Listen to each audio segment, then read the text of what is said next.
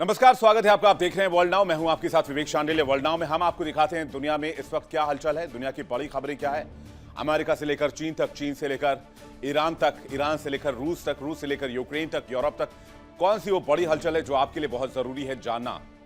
इस खास पेशकश में हम आपको दिखाते हैं कि दुनिया भर में क्या चल रहा है। खास करके डोनाल्ड ट्रंप के दूसरे रिजीम में आने के बाद जिस तरह की स्थिति बनी, उससे साफ है कि दुनिया में बहुत उथल पुथल का माहौल है। इसलिए वर्ल्ड नाउ शो आपके लिए बहुत इंपॉर्टेंट है, जरूर देखा कीजिए। वर्ल्ड नाउ में जो खबरें आपके लिए हम लेकर आए हैं, सबसे पहले उसकी बात करते हैं। पहली खबर में अभी भी बात आज ईरान की होगी। अमेरिकी राष्ट्रपति डोनाल्ड ट्रंप ने ईरान को चेतावनी दी और डेडलाइन दी। उसे ईरान के supreme leader Ayatollah Ali Khamenei ने ठेंगा दिखा दिया है। तेहरान ने साफ कहा कि हम किसी भी हालत में समझौता नहीं करेंगे। अमेरिका को जो बन पड़ता है वो करे। अमेरिका चाहता है कि वो हमला करना चाहता है तो वो हमला करें, हम संभालेंगे, हम इसका जवाब देंगे, उसके बाद पलटवार किया जाएगा। लेकिन संप्रभुता से कोई समझौता नहीं होगा और ईरान किसी भी ऐसे शर्त के सामने नहीं झुकेगा जो ईरान के लोगों के हित में नहीं है, जो देश के हित में नहीं है। और जैसा कि हमने आपको वर्ल्ड नाउ में जानकारी दी थी कि अमेरिका मिडिल ईस्ट के बेसिस को धीरे धीरे खाली कर रहा है, वहां से अपने सैनिकों को निकाल रहा है। इसे जंग की तैयारी के तौर पर भी देखा जा रहा है और मिडिल ईस्ट से अमेरिका के घटते प्रभाव के तौर पर भी देखा जा रहा है। हालांकि ईरान की तरफ से जो प्रतिक्रिया आई है वो सीधे तौर पर डोनाल्ड ट्रंप की धमकियों, पाबंदियों और अमेरिका को जवाब है। तेहरान ने दो टूक कहा, दबाव, पाबंदी या चेतावनी, कुछ भी लगा लो, हम नहीं झुकेंगे। वहीं दूसरी तरफ मिडिल ईस्ट में तैनात अमेरिकी सैनिकों को लॉबस्टर स्टेक जैसा शाही भोजन परोसा जा रहा है। क्या युद्ध और बड़े सैन्य हमले से पहले की तैयारी है, यह भी जानने की कोशिश करेंगे। लेकिन अगली जो खबर है वो इससे भी बड़ी है। क्या आपने कभी सोचा है कि आसमान में फाइटर जेट्स लेकर चीन और अमेरिका आमने सामने हो जाएंगे? चीनी फाइटर जेट और अमेरिकी फाइटर जेट आसमान में डॉग फाइट की स्थिति में आ जाएंगे। मैं आपको किसी फिल्म की कहानी नहीं सुना रहा। एशिया पैसिफिक में तनाव बनी। दुनिया की दो महाशक्तियां अमेरिका और चीन एक दूसरे की आंखों में आंख डालकर खड़े हो गए। मामला सिर्फ विमानों के उड़ाने का नहीं या फाइटर जेट्स के आमने सामने का नहीं, उस टकराव का है जहां से एक चूक अमेरिका और चीन के बीच बड़ी जंग की शुरुआत हो सकता था। यानी कि इनडायरेक्टली और डायरेक्टली चाइना अब अमेरिका के सामने इन्वॉल्व हो रहा है, ईरान के साथ इस युद्ध में उतर रहा है। क्या हुआ है डिटेल से देखिएगा वर्ल्ड नाउ में। थोड़ी सी जानकारी मैं आपको अभी देता हूं, उसके बाद एक एक जानकारी देंगे। साउथ कोरिया के येलो सी में अमेरिकी और चीनी फाइटर जेट आमने सामने हो गए। यह घटना दोनों देशों के बीच कूटनीतिक और सैन्य तनाव को बढ़ा सकती है। क्षेत्रीय सुरक्षा विशेषज्ञ इसे गंभीर चेतावनी मान रहे हैं। लेकिन ये दोनों फाइटर जेट्स दर्जनों की संख्या में क्यों आमने सामने आए? क्यों अमेरिकी फाइटर जेट्स के पीछे चीन ने अपने फाइटर जेट्स भेजे? पूरी जानकारी देंगे आपको वर्ल्ड नाउ में। फिर अगली खबर में बात करेंगे। अमेरिकी राष्ट्रपति डोनाल्ड ट्रंप ने सुप्रीम कोर्ट के फैसले के बाद रिफंड देने से इनकार कर दिया है और अपने तेवर खड़े कर दिए हैं। कोर्ट ने ट्रंप के इमरजेंसी टैरिफ को अवैध ठहराया, लेकिन ट्रंप ने हार मानने के बजाय तुरंत पलटवार करते हुए 10% टैरिफ से बढ़ाकर 15% ग्लोबल टैरिफ करने का ऐलान कर दिया। ट्रंप ने साफ किया कि वो अपनी ट्रेड पॉलिसी से पीछे नहीं हटेंगे। तो इसका क्या इंपैक्ट होगा और इस टैरिफ के फैसले के बाद अमेरिका में कितनी उथल पुथल मची हुई है, जरूर देखिएगा मेरे साथ। तो आइए देखते हैं वर्ल्ड नाउ में इन खबरों को विस्तार से। वर्ल्ड नाउ में सबसे पहले बात ईरान और अमेरिका के बीच टकराव की, जिसे ईरान के supreme leader Ayatollah Ali Khamenei ठेंगा दिखा रहे हैं। तेहरान ने ऐलान किया कि संप्रभुता से कोई समझौता नहीं करेंगे, चाहे शर्त कोई भी हो। तेहरान झुकेगा नहीं और तेहरान के इस तेवर ने अमेरिका के होश उड़ा दिए हैं। अमेरिका ने पिछले 2 महीने से जो तैयारी की है, इस बीच तेहरान का तेवर देखकर डोनाल्ड ट्रंप के होश फाख्ता हैं। अमेरिकी राष्ट्रपति डोनाल्ड ट्रंप पर दी गई डेडलाइन अब तेहरान से खुली चुनौती के सामने आ रही है। धमकियों के आगे झुकने से साफ इनकार करते हुए ईरान ने दो टूक कह दिया, दबाव, पाबंदी, चेतावनी। यह हम 1979 से देखते आ रहे हैं। पिछले 50 सालों में हमें कोई भी नहीं झुका पाया, लगभग 50 सालों में। इसलिए हम अमेरिका के आगे किसी भी सूरत में झुकने को तैयार नहीं है। हां, अगर अमेरिका चाहता है कि वो हमला करेगा या हमला करना चाहता है तो एक बार हमला करके जरूर देख ले। खामनेई के शब्द, खामनेई का मैसेज ईरान के लोगों की तरफ से भी है। मिडिल ईस्ट में युद्ध की हुंकार भरी जा रही है। अमेरिका ने ईरान की घेरेबंदी तेज की है तो ईरान भी रूस के साथ मिलकर सैन्य एक्सरसाइज कर रहा है, जिसकी हर एक डिटेल वर्ल्ड नाउ में हमने आपको दिखाई थी। लेकिन डोनाल्ड ट्रंप ने इस बीच 15 दिनों की डेडलाइन दी थी ईरान को और कहा था कि समझौता कर ले ईरान, तेहरान बातचीत के टेबल पर मान जाए, इसी में सबकी भलाई है, यानी कि ईरान और उनके लोगों की। लेकिन खबर यह है कि ईरान के supreme leader Ayatollah Ali Khamenei ने इस चेतावनी को ठेंगा दिखाते हुए अमेरिका को साफ साफ कह दिया है कि अगर अमेरिका में ताकत है तो हमला करके दिखाए। ईरान किसी दबाव के आगे, किसी प्रेशर के आगे नहीं झुकेगा, किसी चेतावनी के आगे नहीं झुकेगा। ईरान के लोग दशकों से लड़ना जानते हैं और इसलिए वो इस इलाके में सरवाइव करते आए हैं। वहीं दूसरी तरफ मिडिल ईस्ट में तैनात अमेरिकी सैनिकों को इन दिनों खबर है कि लॉबस्टर और स्टेक जैसा शाही भोजन परोसा जा रहा है। कहते हैं ये दावत जंग से पहले के संकेत हैं। क्या ऐसा होता है? एक तरफ जहां युद्ध की आहट तेज है, वहीं दूसरी तरफ सैनिकों की थालियों में लॉबस्टर, स्टेक और हाई प्रोटीन डाइट परोसी जा रही है, जिसकी तस्वीर इस वक्त आप देख रहे हैं। कहते हैं महज खाना नहीं है, ये पावर डिनर है, एक ऐसा संदेश जो गोलियों से पहले दिमाग पर वार करता है। ईरान के सरहद के करीब तैनात सैनिक को यह बताने की कोशिश की जा रही है कि अमेरिका किसी भी हाल में पूरी तैयारी के साथ है, सैनिकों का पीछे हटने का कोई इरादा नहीं है। सैन्य जानकार साफ कहते हैं कि जब युद्ध के मुहाने पर सैनिकों को शाही दावत दी जाती है तो इसका मतलब सिर्फ शाही दावत नहीं होता, इसका मतलब है कि हाई लेवल ऑपरेशन की उल्टी गिनती शुरू हो गई है। डिफेंस एक्सपर्ट ये मानते हैं कि ये कोई आम मेन्यू नहीं है, ये मनोवैज्ञानिक युद्ध का हिस्सा है। सैनिकों को मैसेज दिया जा रहा है कि कमर कसकर तैयार हो जाइए, क्योंकि अब आपको जंग में उतरना है। लॉजिस्टिक्स, सप्लाई चेन और लंबी सैन्य कार्रवाई, हर मोर्चे पर सैनिकों को तैयारी करनी है। लेकिन ईरान और अमेरिका इस तनाव तक पहुंचे कैसे, इसकी भी अपनी एक कहानी है। आइए देखते हैं कैसे अभी हाल के समय में इस घटनाक्रम ने बदलाव हासिल किया। 13 जनवरी को ट्रंप ने सोशल मीडिया ट्रुथ पर कहा कि प्रदर्शनकारियों का हम समर्थन करते हैं, प्रदर्शनकारियों आप प्रदर्शन करो, हम आपके पीछे आ रहे हैं। हालांकि डोनाल्ड ट्रंप के इस मैसेज के चक्कर में ईरान में हजारों लोगों की जान चली गई और सैकड़ों लोग वहां के कानूनी प्रोसेस का सामना कर रहे हैं, कानूनी कार्रवाई का सामना कर रहे हैं। डोनाल्ड ट्रंप ने कहा था help is on the way. इसी चक्कर में कई प्रदर्शनकारी सड़क पर उतर आए, लेकिन प्रदर्शनकारियों पर एक्शन लेना वहां की सरकार ने शुरू किया और अमेरिका अब तक पहुंचा नहीं। अमेरिका ने अब तक सैन्य कार्रवाई नहीं की, जबकि अमेरिका ने कहा था कि प्रदर्शनकारियों की हत्या नहीं रुकी तो वो सैन्य कार्रवाई करेगा। तो ईरान ने कहा कि आप सैन्य कार्रवाई करके देख लीजिए, हम युद्ध के लिए तैयार हैं। ईरान की इस चेतावनी के बाद ये 13 जनवरी की तारीख है और ये आज की तारीख है, अमेरिका ईरान पर हमला ही नहीं कर पाया है। 1 महीने से ज्यादा का वक्त गुजर चुका है। 15 जनवरी को अमेरिका ने ईरानी अधिकारियों पर नए सैंक्शंस लगाए थे।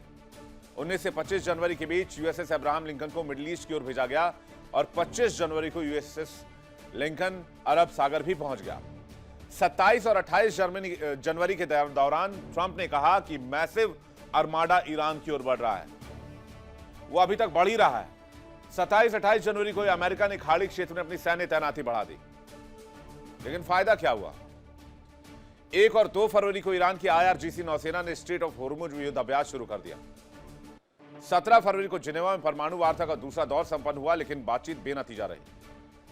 19 फरवरी को ट्रंप ने 10 से 15 दिन की डेडलाइन दे दी। वहीं 20 से 21 फरवरी को ईरान ने तेहरान और इस्फहान के पास S-300 एयर डिफेंस सिस्टम तैनात कर दिया। ये पूरे जो आप सिलसिला देख रहे हैं, उसकी जद में सिर्फ एक ही चीज है, ईरान का परमाणु कार्यक्रम।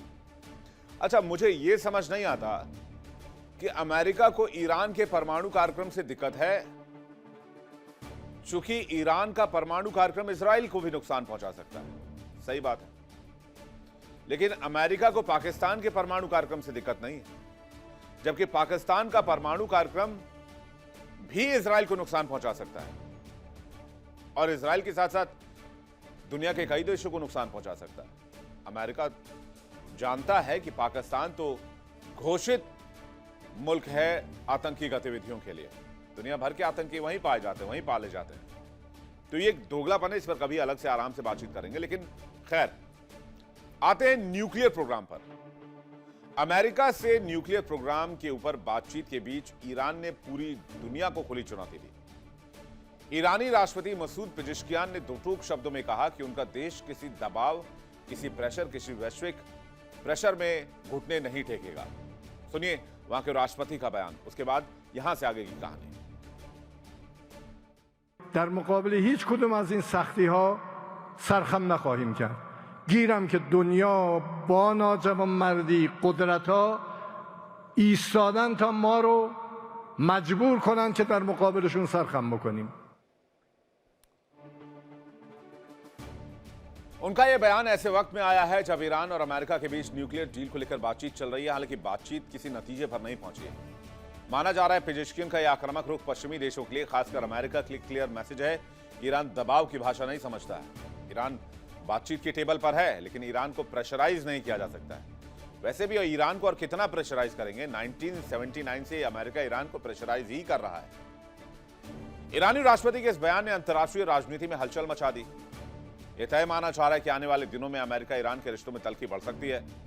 अमेरिका ईरान पर अटैक भी कर सकता है, ईरान पलटवार भी कर सकता है। ईरान ने तो यहां तक दावा किया कि वो यूएसएस लिंकन और यूएसएस जेरार्ड आर फोर्ड को डुबाने का दावा भी रखता है, उसकी ताकत रखता है, और वैसे उनके पास हथियार भी हैं। इस बारे में भी खुलासा हुआ। लेकिन अमेरिका किस तरह से तैयारी कर रहा है वो आपको दिखाते हैं।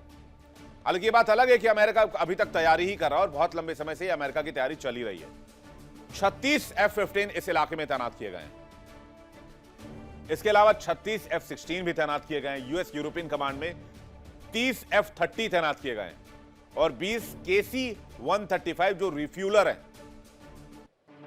जो एयर रिफ्यूलिंग का काम करते हैं, मतलब हवा में ही विमान में ईंधन भर दिया जाता है फाइटर जेट्स में जो ऑपरेशन में निकलते हैं। तो 20 एयर रिफ्यूलर लगाए गए हैं इस इलाके में।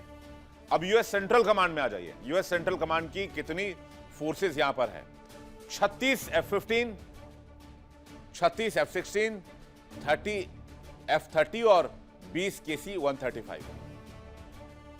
अमेरिका की इंडो पैसिफिक कमांड में आ जाइए। एयर और नेवल फोर्स की तैनाती, 13 युद्धपोत तैनात किए हैं। Aircraft carrier USS Abraham Lincoln शामिल है इसमें। 150 से ज्यादा मिलिट्री कार्गो हैं। इसके अलावा सैनिकों और उपकरणों की आवाजाही तेज कर दी गई है। 50 से ज्यादा फाइटर जेट्स तैनात किए गए हैं, जिसमें F-13, F-22 और F-16 है। लेकिन मैं ये बात नहीं समझ पा रहा कि इतनी हैवी तैयारी के बावजूद अमेरिका जो है वो हमला क्यों नहीं कर पा रहा। वेनेजुएला पर हमला करने में तो बहुत ज्यादा समय नहीं लगा। अब ये 3 चीजें आप देख लीजिए, बहुत इंपॉर्टेंट अपडेट है ये, इसको आपको जानना बहुत जरूरी है। 13 युद्धपोत तैनात किए हैं, जिसमें यूएसएस अब्राहम लिंकन भी शामिल है, जो इस तरह से दिखता है। 150 से ज्यादा मिलिट्री कार्गो फ्लाइट से सैनिकों और उपकरणों की आवाजाही जिससे कराई जा रही है। ये कार्गो फ्लाइट है जिससे सैन्य सामान की आवाजाही कराई जाती है। और वो फाइटर जेट है जिसमें F-35, F-22, रैप्टर और F-16 तैनात किए गए हैं। 50 से ज्यादा ऐसे फाइटर जेट्स की तैनाती है। मैं फिर से वही बात दोहरा रहा हूं, इतनी ज्यादा तैयारी ईरान जैसे मुल्क के लिए, जिस ईरान को अमेरिका और यूरोपीय देशों ने दशकों तक कोई टेक्नोलॉजी नहीं दी और ना ही दुनिया से कोई टेक्नोलॉजी हासिल नहीं होने दी। ईरान को स्विफ्ट बैंकिंग सिस्टम से बाहर कर दिया और डॉलर तक पहुंच उसकी मुश्किल कर दी, जिससे कि वो पूरी दुनिया से कोई सामान ही खरीद ना पाए। उस देश से मुकाबला करने के लिए इतनी जंगी तैयारी चाहिए क्या? आखिर अमेरिका को किस बात का डर है?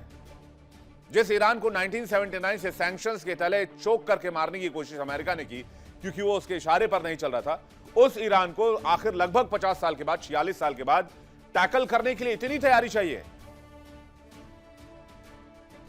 या डोनाल्ड ट्रंप अपने ही देश को बेवकूफ बना रहे हैं?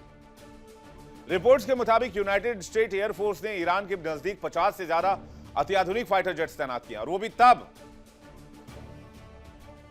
जब 19 अमेरिकी सैन्य बेस मिडिल ईस्ट में पहले से तैनात है, और बगल में मिडिल ईस्ट में इजराइल जैसा मुल्क है जो अकेले इन तमाम देशों से टकराने की कुव्वत रखता है। फिर भी इतनी तैयारी, तो ईरान के पास कुछ ना कुछ तो जरूर है। तो क्या है वो? परमाणु बम है, या कोई टैक्टिकल न्यूक्लियर वेपन है, क्या कोई डर्टी बम है? कुछ तो है, क्योंकि सिर्फ लड़ाकू विमान ही नहीं, जमीन पर भी तैयारी देते हैं। 150 से अधिक मिलिट्री कार्गो फ्लाइट्स के जरिए हथियार, गोला बारूद और भारी सैन्य रसद की सप्लाई जारी है। मतलब क्लियर है, यह सिर्फ रूटीन ड्रिल नहीं है, बल्कि ताकत का सीधा संदेश है। इस वक्त अगर आपको जो बात मैं कह रहा था अब वो आंकड़ों के लिहाज से भी आप देख लीजिए। कहते हैं ना वो हाथ कंगन को आरसी क्या और पढ़े लिखे को फारसी क्या। कंपैरिजन देख लीजिए। अमेरिका के एक्टिव सैनिकों की संख्या 13,30,000 है, ईरान के पास 6,10,000 है। रिजर्व फोर्स अमेरिका के पास 8 लाख है, ईरान के पास 3.5 लाख है। ग्लोबल फायर पावर रैंकिंग में ईरान 16वें नंबर पर आता है, अमेरिका कहां आता है? नंबर 1 पर। और फिर भी तैयारी देख लीजिए। ये हाल एक बार फिर से आप इसको मैं चाहूंगा कि व्यूअर्स के लिए पीसीआर इस फैक्ट को रिपीट कर दे एक बार फिर से, तब तक मैं आपको आगे की कहानी बताता हूं। अमेरिका ने ईरान के खिलाफ इतने बड़े सैन्य कदम की तैयारी की है, और यह तैयारी आज से नहीं चल रही है, यह तैयारी लंबे समय से चल रही है। ग्लोबल फायर पावर रैंकिंग में अमेरिका नंबर 1, ईरान 16वें नंबर पर। लेकिन एक 16वें नंबर के मुल्क से मुकाबला करने के लिए अमेरिका को इतना साजो सामान चाहिए कि वो अभी तक सामान ही जुटा रहा है और तेहरान पर दबाव भी बना रहा है। जाहिर सी बात है, तेहरान के तेवर के सामने अमेरिका पस्त है, और वो जानता है कि जिस दिन तेहरान को उसने छूने की कोशिश की उस दिन मिडिल ईस्ट जलेगा, और मिडिल ईस्ट अगर जलेगा तो फिर यहां पर मौजूद जितने अमेरिकी सपोर्टर्स हैं मिडिल ईस्ट में, सब के सब फूंक दिए जाएंगे ईरान की तरफ से। और अगर ऐसा हुआ तो यह होकर रहेगा, आप देख लीजिएगा। हालात बड़े संघर्ष की ओर बढ़ रहे हैं। ईरान और रूस ने ओमान की खाड़ी में संयुक्त अभ्यास किया है। ईरान ने मिसाइल और रॉकेट लॉन्च की तैयारी का संकेत दिया है। जिनेवा में न्यूक्लियर वार्ता बेनतीजा रही है, हालांकि कूटनीति अभी तक पूरी नहीं हो पाई है। जिनेवा समेत कई जगहों पर अभी भी बातचीत जारी है। अब जरा ये आपको युद्ध का जो सिनारियो बन रहा है, इसको जरा फुल स्क्रीन देख लीजिए इस ग्राफिक्स को आप, कैसे वॉर का सीन समझ में आ रहा है। क्या आपको भी लगता है ऐसे पढ़ के क्या वॉर का कोई सीन लग रहा है? क्या युद्ध तय है? इन फैक्ट्स को देखकर क्या आपको लगता है? जिस तरह से ईरान अपने हथियारों को धार दे रहा है और जैसे अमेरिका अपने साजो सामान जमा कर रहा है, ये बगैर टकराए तो रुकेंगे नहीं। अब नुकसान किसका कितना होगा, जाहिर सी बात है ये देखने वाली बात होगी, क्योंकि अमेरिका नंबर 1 है, उसके पास टेक्नोलॉजी और फायर पावर ज्यादा है, तो हो सकता है ईरान को ज्यादा नुकसान हो जाए। लेकिन ऐसा नहीं है कि खाड़ी से अमेरिका खाली हाथ निकल पाएगा। अमेरिका को भी बड़ा नुकसान उठाना पड़ सकता है, ये ईरान का दावा है। एक तरफ एक दूसरे को फूंक देने की धमकी, दूसरी तरफ टेबल पर न्यूक्लियर प्रोग्राम पर बातचीत। जिन उम्मीदों के सहारे कूटनीति को आखिरी मौका दिया गया था, वो अब टूटती नजर आ रही है। बातचीत औपचारिक तौर पर भले ही खत्म ना हुई हो, लेकिन जमीनी सच्चाई यही है कि डिप्लोमेसी हाँफ रही है। अमेरिका भी इस इलाके में हाँफ रहा है। कागजों पर संवाद जारी है, लेकिन धरातल पर हालात लगातार बिगड़ रहे हैं। अविश्वास, टकराव, शक्ति प्रदर्शन ने बातचीत की गुंजाइश को बेहद सीमित कर दिया है। क्या यह बातचीत आगे पॉजिटिव कुछ निकलेगा इन बातचीत से, या ये बड़े टकराव की ओर जाएंगे? ट्रंप की घड़ी अब जवाब दे रही है। ट्रंप का सब्र भी जवाब दे रहा है। तेहरान अभी भी वेट एंड वॉच की स्थिति में है। वो चाहता है कि पहली बुलेट अमेरिका की तरफ से चले, पहला हमला अमेरिका की तरफ से हो। अमेरिका की धमकियों के जवाब में ईरान सीधे सीधे टकराव के मूड में तो नहीं है, लेकिन हाँ, ईरान ये जरूर कह रहा है कि हमला हुआ तो फिर किसी को बख्शा नहीं जाएगा, यहां से एक भी अमेरिकी सैनिक निकल कर जा नहीं पाएगा। ईरान ने हमले की धमकियों को खारिज कर दिया है। यहां तक कि तेहरान ने अब अमेरिकी साजो सामान, बंदोबस्त का, मिलिट्री का मजाक उड़ाना शुरू कर दिया है और जवाबी तैयारी भी तेज कर दी है। सैन्य ठिकानों की किलेबंदी है। रूस के साथ संयुक्त नौसैनिक अभ्यास हुआ है। होर्मुज स्ट्रेट में सैन्य गतिविधियां बढ़ा दी गई हैं। यहां तक कि होर्मुज स्ट्रेट को कुछ वक्त के लिए बंद करके यहां पर ट्रायल भी लिया गया था। वहीं सीरिया, यमन और लेबनान में प्रॉक्सी नेटवर्क को ईरान ने सक्रिय कर दिया है। ईरान ने अपने प्रमुख सैन्य ठिकानों में किलेबंदी शुरू कर दी है। बंकर मजबूत किए जा रहे हैं। मिसाइल डिफेंस सिस्टम अलर्ट पर कर दिया गया है। सिर्फ जमीन ही नहीं, समंदर में भी ताकत का प्रदर्शन चल रहा है। ईरान ने रूस के साथ संयुक्त नौसैनिक अभ्यास कर वॉशिंगटन को मैसेज क्लियर कर दिया है कि ईरान अकेला नहीं, यानी कूटनीति की मेज पर उल्टी गिनती शुरू हो चुकी है और जंग की परछाई हर घंटे गहरी हो रही है। अमेरिका की सैन्य तैनाती और ईरान के तेवर दोनों ही किसी भी वक्त इस इलाके में चिंगारी को आग में बदल सकते हैं। डोनाल्ड ट्रंप की डेडलाइन खत्म हो रही है। ईरान का सब्र खत्म हो रहा है, यानी मिडिल ईस्ट में एक बुलेट और सब कुछ स्वाहा होने की कगार पर आ जाएगा। वैसे एक चीज यहां से एक और थ्योरी समझ में आती है, वो मैं आपके साथ साझा करना चाहता था। जैसे यूक्रेन को आगे करके पीछे से अमेरिका और यूरोप ने रूस को वॉर में उलझाया, कुछ वैसा ही हो सकता है अगर अमेरिका ने ईरान पर हमला किया। ईरान के हमले जारी रहेंगे और ईरान को जो आपूर्ति है वो चीन और रूस से आती रहेगी और बहुत हद तक नॉर्थ कोरिया यानी कि किम जोंग उन की तरफ से भी आती रहे। आज मैं ये कह रहा हूं आपको कि अगर ईरान में अमेरिका घुसा या फिर हमला शुरू होता है तो ये जंग बहुत लंबी जा सकती है, 1 साल, 2 साल, 3 साल, 4 साल या उससे भी ज्यादा। और अगर कोई टैक्टिकल ऑपरेशन होता है तो भी जंग लंबी खींचेगी, क्योंकि ईरान ये सुनिश्चित करना चाहेगा कि अमेरिका के जितने बेसिस हैं और अमेरिका के जितने अलाई हैं इस रीजन में, मिडिल ईस्ट में, उनमें से किसी को भी नहीं बख्शा जाए। हो सकता है इसमें पाकिस्तान का नंबर भी आ जाए, इस पर हमारी नजर रहेगी। आगे बढ़ते हैं। वैसे पाकिस्तान भी अलाई है अमेरिका का, उसको नॉन नेटो अलाई कहते हैं, आपको याद होगा, मैंने भी आपको कई बार वर्ल्ड नाउ में बताया। एशिया पैसिफिक रीजन में एक बहुत बड़ा डेवलपमेंट हुआ है। पहली बार अमेरिका और चीन आमने सामने हुए। बिल्कुल सही सुन रहे हैं आप, अमेरिका और चीन के बीच फाइटर जेट से टकराव। बेशक हो सकता है कि आपको अपने कानों पर यकीन ना हो, लेकिन अमेरिकी फाइटर जेट और चीनी फाइटर जेट हवा में एशिया पैसिफिक रीजन में आमने सामने थे। खबर क्या है, सबसे पहले वो देखते हैं कैसे क्या हुआ है, कहां पर अमेरिका और चीन आपस में टकराए हैं। अमेरिका चीन के लड़ाकू विमानों का आमना सामना हो गया। 10 अमेरिकी फाइटर जेट्स उड़ान भर रहे थे। उड़ान स्थल प्योंगटेक एयरबेस, जो कि साउथ कोरिया में आता है, साउथ कोरिया का पश्चिमी तट, अंतर्राष्ट्रीय जल क्षेत्र। अमेरिकी विमान चीन का ADIZ में दाखिल नहीं हुए, फिर भी चीन ने लड़ाकू विमान तैनात कर दिए। चीनी जेट्स ने अमेरिकी विमान का पीछा भी किया। साउथ कोरिया ने इसे गंभीर एरियल स्टैंड ऑफ करार दिया है। ऐसा पहली बार हुआ है जब अमेरिकी फाइटर जेट्स के पीछे चाइनीज फाइटर जेट्स ने उड़ान भरी हो और उन जेट्स का पीछा किया हो और उनको खदेड़ने की कोशिश की हो। जो खबरें आ रही हैं उसके मुताबिक साउथ कोरिया के प्योंगटेक एयरबेस से अमेरिका के करीब 10 F-16 लड़ाकू विमानों ने एक साथ उड़ान भरी थी। जैसे ही ये विमान एयर डिफेंस जोन के पास पहुंचे, चीन ने अपनी सुरक्षा के लिए तुरंत अपने फाइटर जेट्स को हवा में भेज दिया। हालांकि इस दौरान कोई गोलीबारी या कोई ऐसा टकराव, कोई डॉग फाइट जैसी स्थिति नहीं बनी, लेकिन दोनों देशों के पायलट एक दूसरे के बहुत करीब आ गए थे। दोनों देशों के फाइटर जेट्स एक दूसरे के बहुत करीब आ गए थे। साउथ कोरिया की मीडिया की माने तो इसे गंभीर एरियल स्टैंड ऑफ करार दिया गया है।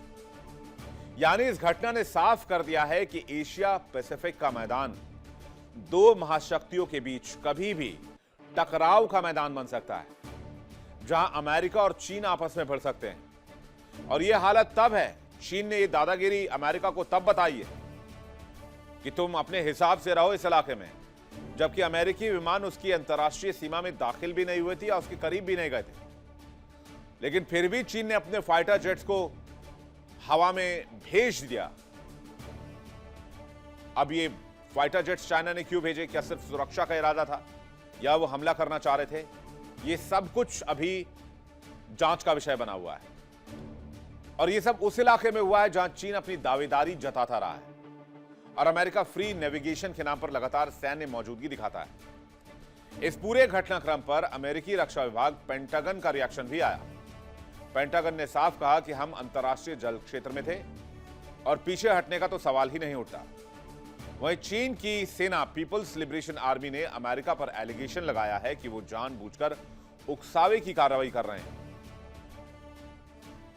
तो क्या यह पावर शो ऑफ है या ईरान को लेकर चीन की एक तरह से खींच आप कह लीजिए? क्योंकि अमेरिका अगर ईरान की नस दबा रहा है या ईरान को चोक करने की कोशिश कर रहा है, तो ये आप ये मत समझिए कि ईरान वर्सेस अमेरिका की लड़ाई है। इसको आप रिवर्स क्लॉक की तरह देखिए ये अमेरिका वर्सेस चाइना की लड़ाई है, इसमें मोहरा बन गया ईरान।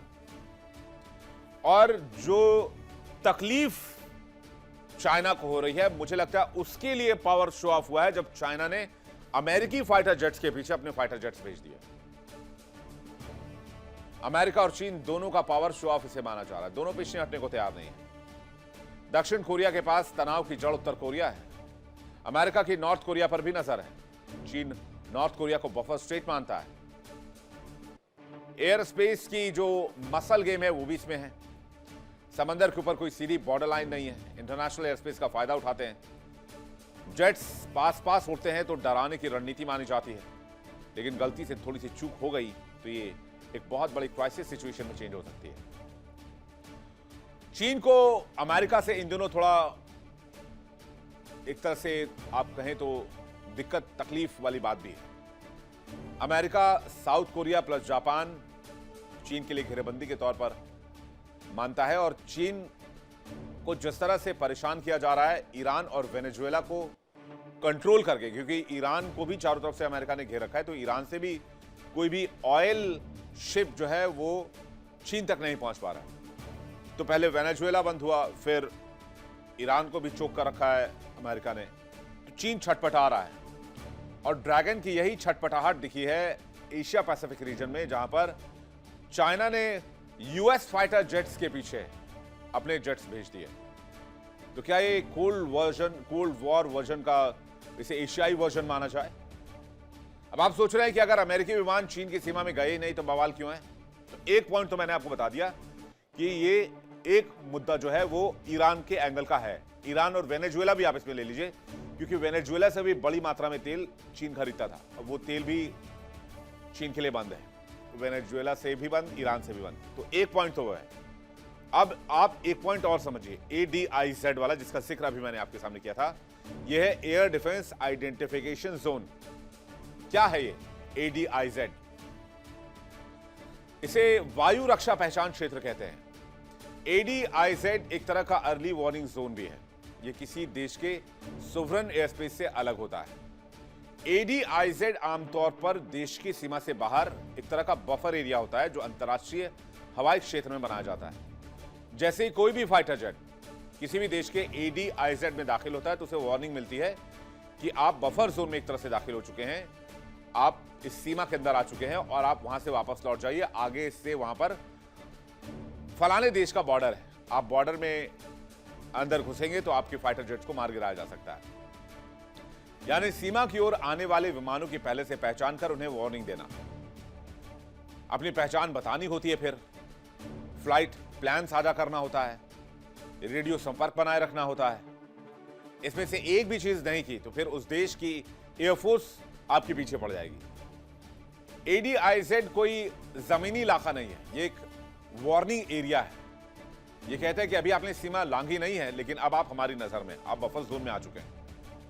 आधुनिक युद्ध में यही पहली लाइन ऑफ डिफेंस है, और ये ADIZ सारे विमानों पर काम करता है, जैसे कि पैसेंजर फ्लाइट्स पे, कमर्शियल फ्लाइट्स पे, कोई अननोन फ्लाइट्स पे। अगर कोई अननोन अचानक कोई, आपने देखा होगा कई बार ऐसा होता है कि आपातकालीन स्थिति में कई बार फ्लाइट्स को किसी अननोन एरिया में भी उतरना पड़ता है, तो वहां पर भी ये सेम प्रोसेस अपनाया जाता है। खैर, यहां पर जो अमेरिका और चाइना आपस में टकराए हैं वो बहुत खतरनाक टसल है। चीन ने इंडो पैसिफिक क्षेत्र में अपनी सैन्य आक्रामकता बढ़ा दी है, विशेषकर दक्षिण चीन सागर और स्वशासित ताइवान को लेकर, क्योंकि ताइवान पर बुरी नजर बहुत लंबे समय से चाइना रखता आया है। इस पूरे मामले में सबसे चौंकाने वाली बात यह है वो है दक्षिण कोरिया का रुख। आमतौर पर अमेरिका जब भी वहां कोई एक्सरसाइज करता है तो दक्षिण कोरिया साथ होता है, लेकिन इस बार दक्षिण कोरिया को इस उड़ान की भनक नहीं थी। दक्षिण कोरिया के रक्षा मंत्रालय ने साफ साफ कहा कि वो इसमें शामिल नहीं थे। बिना अपने सहयोगी देश को बताए अमेरिका का चीन के इतने करीब चले जाना रक्षा जानकारों को भी हैरान कर रहा है। यह घटना ऐसे समय में हुई है जब ताइवान और दक्षिण चीन सागर को लेकर पहले से ही माहौल गर्म है।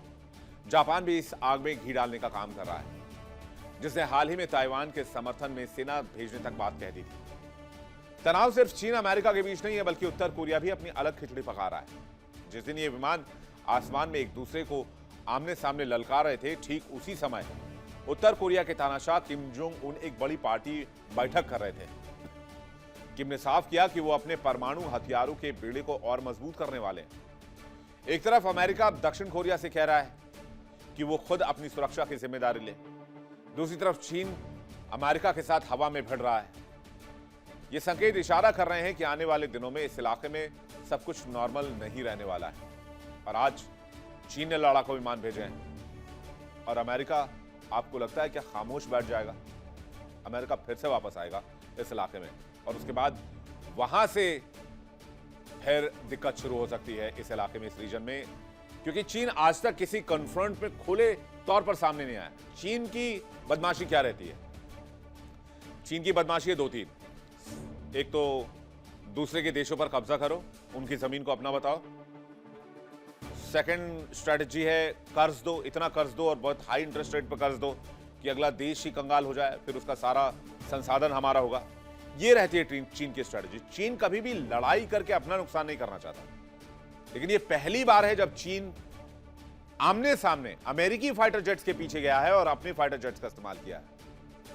ये कोई आम बात नहीं है, ये बहुत बड़ी खबर है, बहुत बड़ा डेवलपमेंट भी है। इस पर हमारी नजर आएगी। आगे बढ़ते हैं। अब जब एक तरह से आप मानिए कि ये ईरान और अमेरिका के युद्ध में चीन की एंट्री भी है, क्योंकि अमेरिका अगर यहां आप देखिए कि साउथ चाइना सी से निकालकर अपने एयरक्राफ्ट को अमेरिका ने पर्शियन गल्फ और ओमान गल्फ में तैनात किया है, तो वहां मामला हल्का हो गया है। ये चीन के लिए एक अपॉर्चुनिटी है कि वो ताइवान में घुस जाएगा। ये सब जब चल रहा है तो खामेनेई अपने 5 ब्रह्मास्त्र लेकर बैठे हुए हैं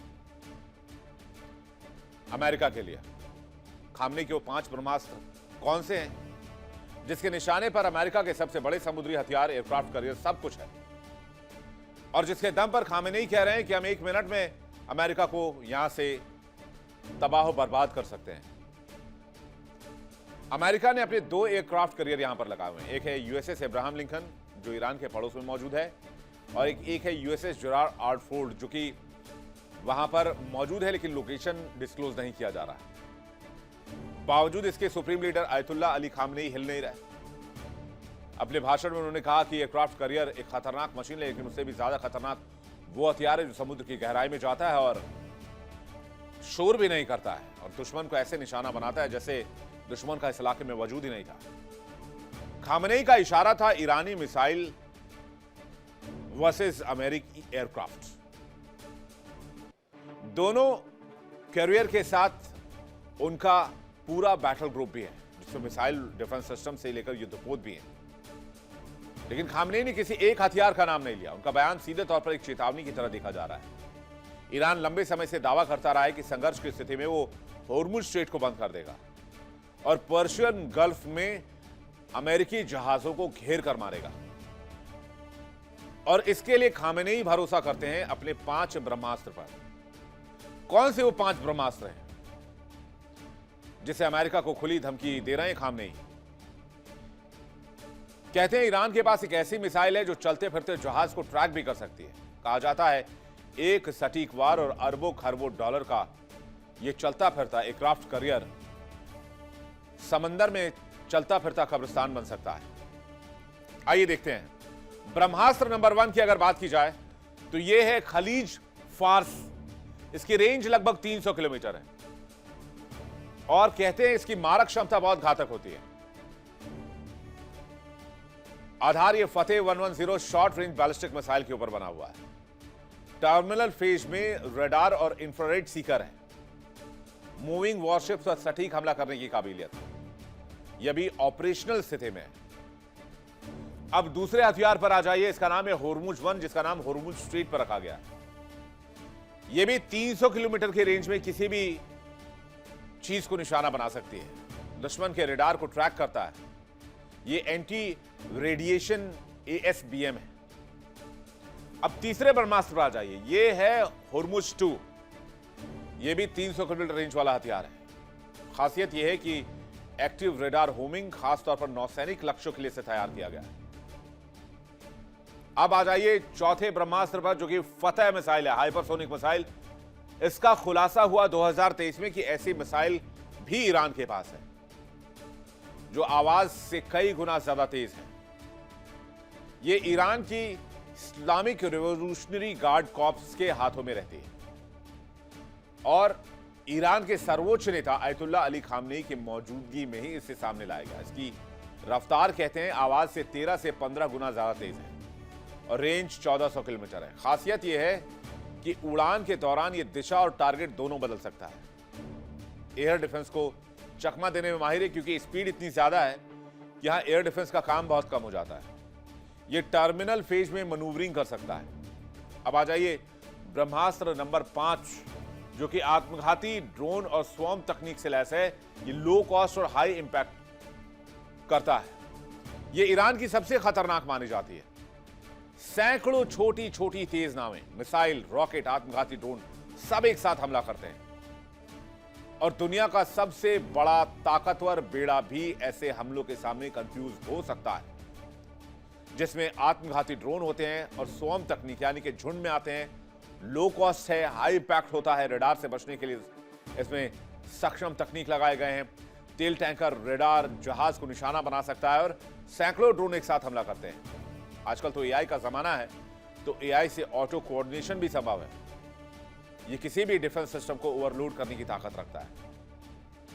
एक और ब्रह्मास्त्र समंदर के अंदर जो नेवल माइंस बनी हुई हैं। ईरान के पास हजारों समुद्री माइंस हैं, समुद्र में छिपा कर रखे जाने वाले माइंस सतही और पानी के अंदर दुश्मन के जहाजों को डुबाने की ताकत रखते हैं। और एक और इंपॉर्टेंट ब्रह्मास्त्र proxy war plus cyber attack, जिसमें हुजबुल्ला है, हूती है, इराकी मिलिशिया है। ये सब प्रॉक्सी लड़ाई लड़ते हैं। ये सीधी लड़ाई नहीं करते, ये छिप कर हमला करते हैं, अटैक करते हैं, नुकसान करते हैं, फिर गायब हो जाते हैं। इसे भी ईरान की बड़ी ताकत के तौर पर देखा जा रहा है, जिसे ईरान लंबे समय तक पालता पोसता रहा है। आज की तारीख में अगर ईरान की सबसे बड़ी ताकत की बात की जाए तो वो है ड्रोन टेक्नोलॉजी। और इसी ताकत के सामने अमेरिका लंबे समय से हाँफ रहा है। मिडल ईस्ट में अमेरिकी ठिकानों पर ड्रोन हमलों का खतरा लगातार बना हुआ है। इसी चुनौती से निपटने के लिए आपको याद होगा अमेरिका ने एक नई सैन्य रणनीति अपनाई। जॉर्डन के मुआफक साल्ती एयरबेस पर यूनाइटेड स्टेट्स ने 15 15E strike eagle fighter jet तैनात किए। इन जेट्स को खास तौर पर एंटी ड्रोन मिशन के लिए लगाया गया है। 15E को लैस किया गया है लेजर गाइडेड रॉकेट APKWS-2 से। यह रॉकेट छोटे ड्रोन्स को मार गिराने में बेहद असरदार है और एक फाइटर जेट पर 40 से 50 रॉकेट लगाए जा सकते हैं, जो मिसाइलों की तुलना में सस्ते भी हैं और सटीक भी हैं। लेकिन ईरान को इससे कोई फर्क नहीं पड़ता। 40-50 गिराइए, वो 1000 और भेजेगा। ईरान ने खुले तौर पर चेतावनी दी है कि अगर अमेरिकी एयरक्राफ्ट कैरियर उनके क्षेत्र में पैर फैलाएगा तो भारी कीमत चुकानी होगी। और ये सिर्फ धमकी नहीं है, उनके 5 प्रमुख हाईटेक हथियार ब्रह्मास्त्र की मौजूदगी का इशारा भी है। अयतुल्ला अली खामनेई ने कहा है कि दुनिया की सबसे मजबूत सेना को कभी कभी ऐसा तमाचा पड़ सकता है कि फिर से वो अपने पैरों पर कभी खड़ी ही ना हो पाए। खामनेई का ये बयान, खामनेई के शब्द वॉशिंगटन को चुभ रहे हैं, डोनाल्ड ट्रंप को तकलीफ दे रहे हैं। मैसेज क्लियर है, कूटनीति की भाषा छूटती दिख रही है और अमेरिका और ईरान टकराव की जमीन पर आगे बढ़ रहे हैं। मिडल ईस्ट के सरजमीन पर बढ़ता तनाव, सैन्य हलचल और सख्त बयानों ने दुनिया की धड़कनें तेज कर दी और कभी भी यहां एक बहुत बड़ी जंग देखने को मिल सकती है। और ये सिर्फ हथियारों की लड़ाई नहीं होगी, यहां जज्बे की लड़ाई होगी, हौसलों की लड़ाई होगी, टिकने की लड़ाई होगी, चुनौती की लड़ाई होगी। बहुत सारी ऐसी चीजें हैं जो स्टेक पर लगी हुई हैं। और यकीन मानिए, अगर ये जंग होती है तो इस जंग के बाद दुनिया का स्वरूप बदल सकता है, वर्ल्ड ऑर्डर चेंज हो सकता है, बहुत सारी चीजें बदल सकती हैं। बस ऊपर वाले से दुआ कीजिए, ये जंग अगर हुई तो ये तीसरे विश्व युद्ध में ना बदले। हमारी नजर इस खबर पर रही। आगे बढ़ते हैं, बात करते हैं। डोनाल्ड ट्रंप को लग रहा है झटके पर झटका। हमने आपको बताया था डोनाल्ड ट्रंप को 440 वोल्ट का करंट लगा। अब डोनाल्ड ट्रंप को इस झटके के बाद उबरने में वक्त लगेगा, इसलिए वो ऐसी बहकी बहकी बातें कर रहे हैं, ऐसे ऐसे फैसले कर रहे हैं जिसका दुनिया भर में मजाक उड़ाया जा रहा है। सुप्रीम कोर्ट के फैसले ने कैसे डोनाल्ड ट्रंप को बिलबिला दिया, परेशान कर दिया, आइए नजर डालते हैं। हिंदी में एक बहुत मशहूर कहावत है, खिसियानी बिल्ली खंभा नोचे। यह कहावत डोनाल्ड ट्रंप पर इन दिनों बिल्कुल फिट बैठ रही है, क्योंकि डोनाल्ड ट्रंप जिस भी देश पर चाहते थे मनमाने तरीके से टैरिफ लगाते थे। किसी पर 50%, किसी पर 60%, किसी पे 70%, किसी पे 80%, किसी को कहते थे 200% लगा देंगे, किसी को धमकी दी 500% लगा देंगे, किसी पे 50-60% लगा भी दिया। इंडिया पर 50% का तो लगा भी दिया था, इंडिया के अलावा कनाडा पर लगा दिया था, बहुत सारे ऐसे देशों पर लगा दिया था। लेकिन सुप्रीम कोर्ट के एक हथौड़े ने डोनाल्ड ट्रंप के तेवर और घमंड को चकनाचूर कर दिया और सारी हेकड़ी निकाल दी और टैरिफ की हवा भी। सुप्रीम कोर्ट ने ट्रंप के लगाए गए इमरजेंसी टैरिफ को अवैध करार दे दिया। कोर्ट ने कहा कि राष्ट्रपति अपनी शक्तियों का गलत इस्तेमाल कर रहे हैं। देश से बड़ा प्रेसिडेंट नहीं हो सकता है, लोकतंत्र से ऊपर राष्ट्रपति नहीं हो सकता है। इस फैसले से अमेरिकी लोगों को राहत मिली और उन कंपनियों को राहत मिलनी थी जो अरबों डॉलर का टैक्स भरकर बैठे हुए हैं। लेकिन डोनाल्ड ट्रंप तो डोनाल्ड ट्रंप है। अब इतना बड़ा तमाचा सुप्रीम कोर्ट की तरफ से लगा तो डोनाल्ड ट्रंप को भी कुछ करना था, वार पर पलटवार होना था। डोनाल्ड ट्रंप 3 घंटे के अंदर मीडिया के सामने आए और कहा कि हम 10% ग्लोबल टैरिफ का ऐलान करते हैं, सभी देशों पर 10% का टैरिफ लगाया जाएगा और जो कि 24 तारीख से लागू कर दिया जाएगा। फिर डोनाल्ड ट्रंप में किसी ने कान में ये बताया होगा कि सर इसमें सुप्रीम कोर्ट ने आपको लिमिट तो 15% का दे रखा है, फिर आपने 10% क्यों लगाया है? तो कल फिर वो मीडिया के सामने आए और उन्होंने कहा कि अब ये टैरिफ 10 से 15% कर दिया गया है और अब पूरी दुनिया पर ग्लोबल टैरिफ 15% लगेगा और आने वाले 150 दिनों के लिए होगा। उसके बाद हम साफ करेंगे कि उसके बाद हमें क्या करना है। यानी डोनाल्ड ट्रंप ने जता दिया कि वो ईगो से फैसला लेते हैं। रणनीति, कूटनीति, विदेश नीति, ये शब्द उनके और उनकी टीम के डिक्शनरी में नहीं है। वो अपने ही देश के सुप्रीम कोर्ट से लड़ रहे हैं, कल को वो अपने ही देश के पार्लियामेंट से लड़ने लग जाएंगे, कल को हो सकता है वो अपनी पार्टी से लड़ने लग जाएं। अब सबसे बड़ा सवाल रिफंड को लेकर खड़ा हो गया है। कंपनियों के अपने अरबों डॉलर वापस मांग रही है। डोनाल्ड ट्रंप कह रहे हैं कि ₹1 रिफंड नहीं देंगे या $1 रिफंड नहीं देंगे, बेशक इसके लिए मुझे 2 साल 5 साल कानूनी जंग क्यों ना लड़नी पड़े।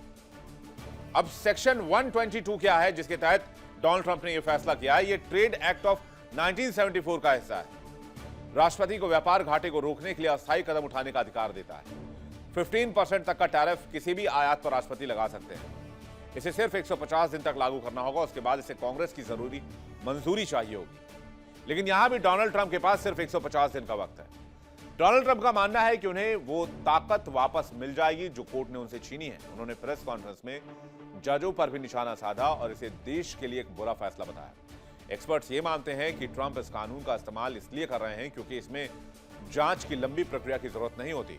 वो इसे तुरंत लागू करके अमेरिका फर्स्ट की नीति को बरकरार रखना चाहते हैं। लेकिन 150 दिन के बाद ट्रंप साहब क्या करेंगे जब कांग्रेस से इस टैरिफ को मंजूरी नहीं मिलेगी? यानी मामला अभी भी बहुत दिलचस्प बना हुआ है। इस मामले में अभी भी कई दिलचस्प मोड़ आने बाकी हैं, या यूं कहें कि ट्रंप की अभी और फजीयत होनी बाकी है। नजर रहेगी हमारी इस खबर पर। फिलहाल एक ब्रेक का वक्त है। ब्रेक पर जाने से पहले आपको बता दें, इंडिया डेली अब आपके स्मार्ट टीवी पर भी मौजूद है। इंडिया डेली 24/7 देखिए अपने स्मार्ट टीवी पर लाइव और लगातार।